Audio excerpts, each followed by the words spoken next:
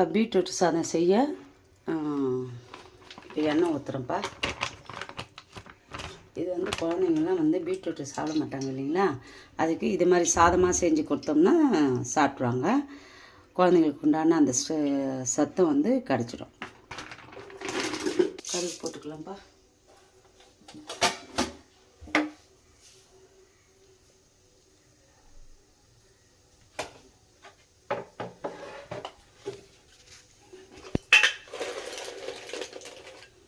கடலைப்பருப்பு,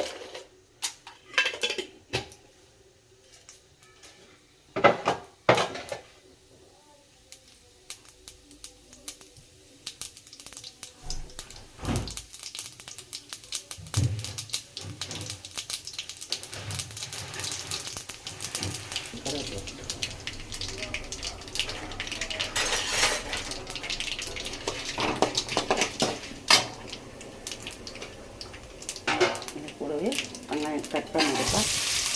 புதுசாக கட் பண்ண வெங்காயத்தை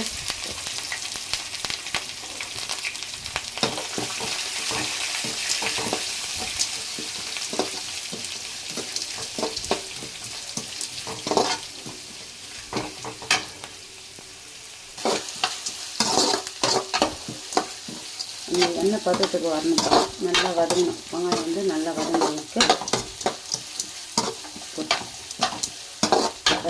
டைம் எடுத்துக்கணும்ப்பா. வெங்காயம் வதங்க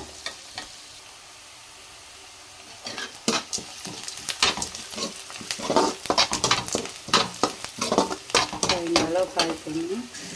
இதில் வந்து தேங்காய் பூண்டு காஞ்ச மிளகாய் போட்டு கொரப்பாக அரைச்சி வச்சுருக்கோம்ப்பா. அதை போட்டு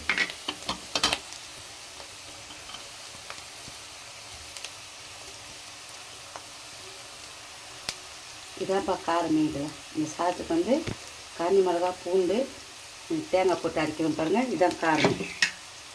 வேறு எக்ஸ்ட்ரா காரத்தூள்லாம் எதுவும் போடுவோம்.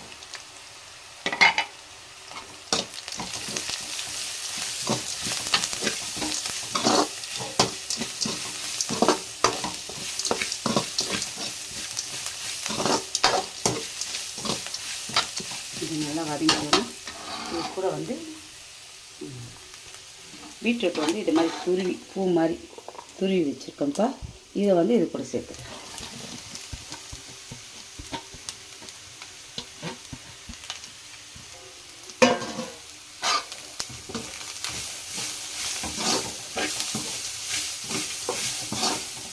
இது வந்து லஞ்சு கூட கட்டலாம்ப்பா.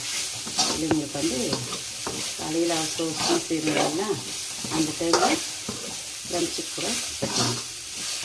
குழந்தைங்க வந்து செஞ்சாங்க சாப்பிட்ட மாதிரி இருக்கும். இந்த காயும் ஒதுக்க மாட்டாங்க. நம்மளுக்கும் டைம் வந்து சீக்கிரம் முடியும். அப்போ அதுக்கு தேவையான உப்பு போட்டுக்கலாம்.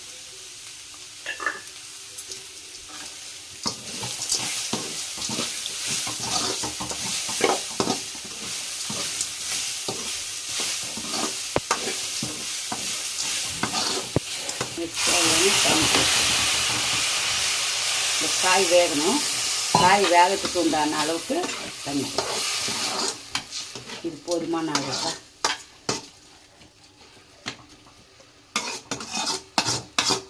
வேகட்டும். தண்ணி நல்லா சுண்டணும். இதுலேயே வந்து சாதத்தை போட்டு கலரி வச்சுக்கணும். இதுதான் பீட்ரூட் சாதம்ப்பா. இப்போ இந்த பதத்துக்கு வந்தோடனே இறக்கிட்டு இது கூட வந்து ஒயிட் ரைஸ் போட்டு கலந்துக்கணும்ப்பா.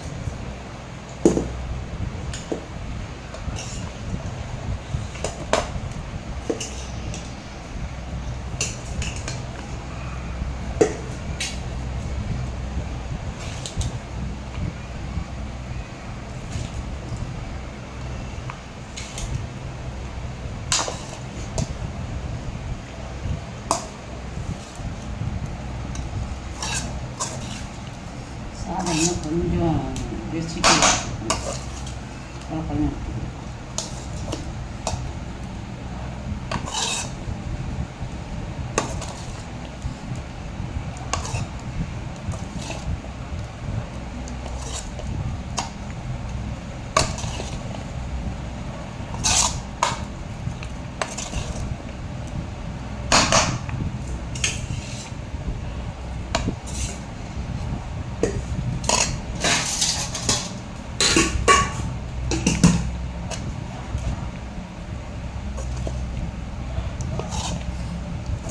அப்பளம் பொரிச்சிக்கலாம்ப்பா. முட்டை இல்லைன்னா முட்டை பொரிச்சிக்கலாம். சைட் டிஷ்ஷு நல்லாயிருக்கும். அப்பளத்துக்கும் நல்லாயிருக்கும், முட்டைக்கும் நல்லாயிருக்கும்.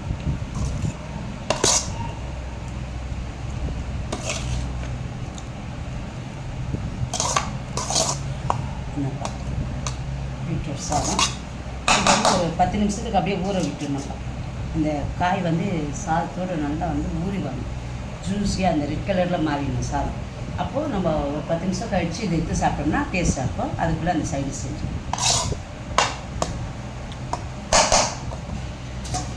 பீட்ரூட் சாதம். இப்போ நான் ஒரு 10 நிமிஷம் வச்சா அந்த பீட்ரூட்டோடைய ரசங்கள்லாம் வந்து அப்படியே அந்த சாதத்தில் இறங்கி அந்த சாதமே வந்து பீட்ரூட் கலரில் மாறி இருக்காங்க. இதை மாதிரி மாறினோடனே தான் நம்ம அதை சாப்பிட்றதுக்கு இருக்கும். அப்போ அது டேஸ்ட்டாக இருக்கும். பீட்ரூட் சாதம் அப்புறம் பொரிச்சுட்டு